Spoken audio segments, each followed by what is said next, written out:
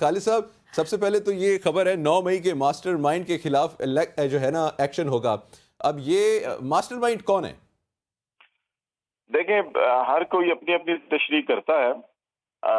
جو حکومت ہے یا حکومتی ادارے ہیں، وہ تو ہر معاملے میں ماسٹر مائنڈ جو ہے وہ پاکستان تحریک انصاف کے سربراہ کو قرار دیتے ہیں کہ جی اس وقت ملک میں جتنا بھی بگاڑ ہے یا جتنا بھی انتشار ہے یا جتنی بھی تباہی ہو رہی ہے، اس کے ماسٹر مائنڈ جو ہیں کہ وہ پاکستان تحریک انصاف کے سربراہ ہیں. جبکہ پاکستان تحریک انصاف کے سربراہ یا پاکستان تحریک انصاف جو ہے کہ وہ ہر معاملے میں یہ کہتی ہے کہ آپ ایک فیئر انڈیپینڈنٹ انکوائری کروائیں، جوڈیشل انکوائری کروائیں، عدلیہ کی نگرانی میں کروائیں، اور تمام چیزیں اس پہ پیش کی جائیں، اور جو بھی اس کا ذمہ دار ہے اس کو سزا ملنی چاہیے. اچھا، اب یہ تمام مہذب معاشروں میں جہاں بھی تنازعات ہوتے ہیں وہاں پہ یقینی طور کے اوپر ادارے اپنی ایک رائے قائم کرتے ہیں، تحقیقات کرتے ہیں، پولیس ہو یا قانون نافذ کرنے والے دیگر ادارے ہوں، پیراملٹری یا فورسز ہوں. ان کا اپنا ایک میکنزم ہوتا ہے چیزوں کو دیکھنے کا، پرکھنے کا، جائزہ لینے کا، اور وہ اپنے نتیجے پہ پہنچتے ہیں کہ اچھا جی یہ ساری سچویشن ہوئی، اس کے پیچھے یہ ہے. وہ تمام ایویڈنس جو ہے کہ پھر وہ لا آف دی کورٹ کے اندر پیش کیے جاتے ہیں. عدالت ان تمام چیزوں کا قانون کے اندر رہتے ہوئے جو ہے کہ وہ جائزہ لیتی ہے، اور پھر یہ فیصلہ کرتی ہے کہ اچھا اس میں سے کون سی چیز ٹھیک ہے، کون سی چیز غلط ہے، اور کون سی چیز من گھڑت ہے. اور پھر وہ فیصلہ کرتے ہیں جی اس میں اصل جو ملزم یا مجرم یا ذمہ دار یا منصوبہ ساز، جو بھی آپ لفظ استعمال کریں کہ وہ کون ہے. تو اس وقت اب دو مختلف رائے ہیں، اور اس میں فیصلہ یقینی طور پر عدالت نے کرنا ہے کہ کون سا اصل منصوبہ ساز ہے اور کون سا اصل منصوبہ ساز نہیں ہے.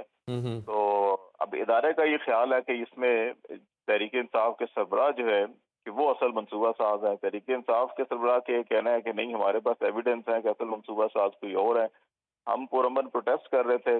ہم جو ہے کہ ہمارے کارکنوں کو اشتعال دلا کے اور باقاعدہ کچھ ایسے لوگ داخل کیے کہ جنہوں نے یہ سب کچھ کیا. تو یہ اب دور آ رہا ہے. بالکل بجٹ آنے والا ہے، تو آپ کو لگتا ہے کہ اس کے بعد حکومت جو ہے وہ انتخابات کی طرف کچھ اپنا رخ موڑے گی؟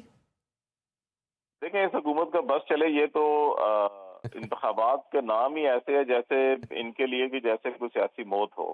اب یا ہوتا نا کسی کی وہ ایک چڑ بن جاتی ہے کہ آپ کوئی بھی نام لیں تو آگے سے وہ ایک دم سے لڑائی پہ اتر آتا ہے، یا اس حکومت کا وہی عالم ہوا ہے. لیکن مجبوری یہ ہے کہ ابھی آئین پاکستان کچھ چیزوں پہ پابندیاں عائد کرتا ہے، اور پھر ہماری جو اعلیٰ عدلیہ ہے، عدالتیں ہیں، وہ بھی آئین اور قانون کی پاسداری کرتے ہوئے فیصلے دے رہی ہیں. تو اس لیے یہ اب ان کی مجبوری ہے کہ بجٹ تو یہ دیں گے. بجٹ کے بعد اس اسمبلی کی مدت جو ہے وہ 12 اگست تک ہے. لیکن بہت سے حلقوں کے اندر یہ بات چل رہی ہے کہ یہ 26 کے قریب 26 جون کے قریب جو ہے وہ بجٹ پاس ہو جائے گا، اور اس کے بعد پھر غالب امکان جو ہے کہ وہ یہ ہے کہ جولائی کے فرسٹ ویک میں اسمبلیاں تحلیل کی جائیں گی.